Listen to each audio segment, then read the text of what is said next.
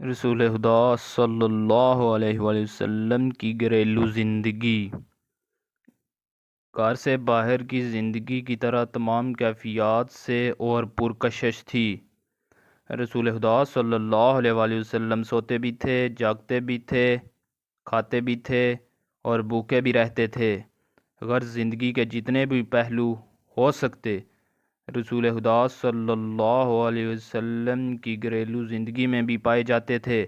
رسول خدا صلی اللہ علیہ وآلہ وسلم کی گھریلو زندگی میں بے اعتدالی نہیں تھی، بلکہ ہر چیز ایک نظام کے تحت مرتب ہوتی تھی۔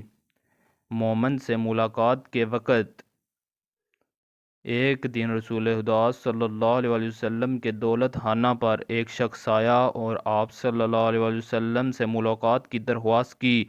جب آپ صلی اللہ علیہ وآلہ وسلم اس شخص سے ملاقات کے لیے تیار ہوئے تو آپ نے پانی کا ایک برتن سامنے رکھا، آپ نے بالوں کو مرتب کیا، اس کے بعد اس سے ملاقات کے لیے تشریف لے گئے۔ جناب عائشہ نے آپ کے اس عمل سے تعجب کیا اور واپس آتے ہی آپ سے پوچھا، یا رسول اللہ، ملاقات سے پہلے کیوں آپ پانی کے برتن کے سامنے کھڑے ہوئے اور بالوں اور چہرے کو مرتب کیا؟ فرمایا، اے عائشہ، خداوند عالم دوست رکھتا ہے کہ جب کوئی مسلمان اپنے مسلمان بھائی سے ملے تو اپنے آپ کو مرتب اور مزین کرے۔ کھانا کھاتے وقت منقول ہے کہ آپ صلی اللہ علیہ وآلہ وسلم تواضع اور انکساری کے ساتھ دسترخوان پر بیٹھتے تھے، اپنا وزن اپنے بائیں پہلو پر ڈالتے تھے اور کھانا کھاتے وقت کسی چیز سے ٹیک نہیں لگاتے تھے، اللہ کے نام سے شروع کرتے اور لقموں کے درمیان بھی اللہ کو یاد کرتے اور اس کا شکریہ ادا کرتے تھے۔ آپ کا یہ عمل اس بات کی عکاسی کرتا ہے کہ انسان کو ہمیشہ نعمتیں عطا کرنے والے کی یاد میں رہنا چاہیے۔ آپ کھانا کھانے میں زیادہ روی نہیں کرتے تھے۔ جب کسی کھانے کو ہاتھ لگاتے تھے تو فرماتے تھے، بسم اللہ پروردگار، اس میں برکت عطا فرما۔ آپ کسی بھی کھانے کو خراب نہیں کہتے تھے، اگر دل چاہتا تھا تو کھا لیتے تھے، ورنہ کھانے کی طرف ہاتھ نہیں بڑھاتے تھے۔ آپ کبھی بھی اکیلے کھانا نہیں کھاتے تھے، آپ چاہتے تھے کہ دوسروں کے ساتھ بیٹھ کر کھانا کھائیں۔ دسترخوان پر آپ سب سے پہلے شروع کرتے تھے اور سب سے آخر میں ہاتھ کھینچتے تھے تاکہ دوسروں کو کھانا کھانے سے شرم محسوس نہ ہو اور بھوکے دسترخوان سے نہ اٹھ جائیں۔ آپ ہمیشہ کھانا اپنے سامنے سے کھاتے تھے اور گرم کھانا نہیں کھاتے تھے۔ آپ کا کھانا نہایت سادہ ہوتا تھا۔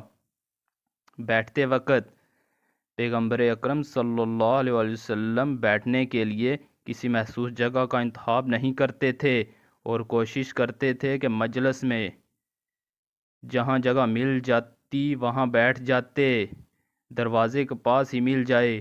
آپ نہیں چاہتے تھے کہ اٹھتے یا بیٹھتے وقت کوئی آپ کے احترام کے لیے اٹھے۔ آپ اس بارے میں فرماتے تھے، جو شخص یہ چاہتا ہے کہ دوسرے اس کے احترام میں کھڑے ہوں، اس کا ٹھکانہ جہنم ہے۔ برے پڑوسی کے ساتھ سلوک۔ ایک آدمی پیغمبر اکرم صلی اللہ علیہ وآلہ وسلم کی خدمت میں آیا اور آپ سے اپنے ہمسائے کی طرف سے پہنچنے والی اذیت اور آزار کی شکایت کی۔ رسول خدا صلی اللہ علیہ وسلم نے فرمایا، اگر وہ اذیت کرتا ہے تو صبر کر۔ دوسرے دن پھر آیا، دوبارہ اس کی شکایت کی، آپ نے پھر صبر کی تلقین کی۔ تیسری بار پھر وہ شخص اپنے ہمسائے کی شکایت لے کر آن پہنچا۔ آپ صلی اللہ علیہ وسلم نے فرمایا، جمعے کے دن جب لوگ نماز جمعہ کے لیے مسجد کی طرف جا رہے ہوں تو اپنے گھر کا سامان نکال کر گاڑی میں رکھ دینا، اور جب لوگ وجہ معلوم کریں تو سارا قصہ سنا دینا۔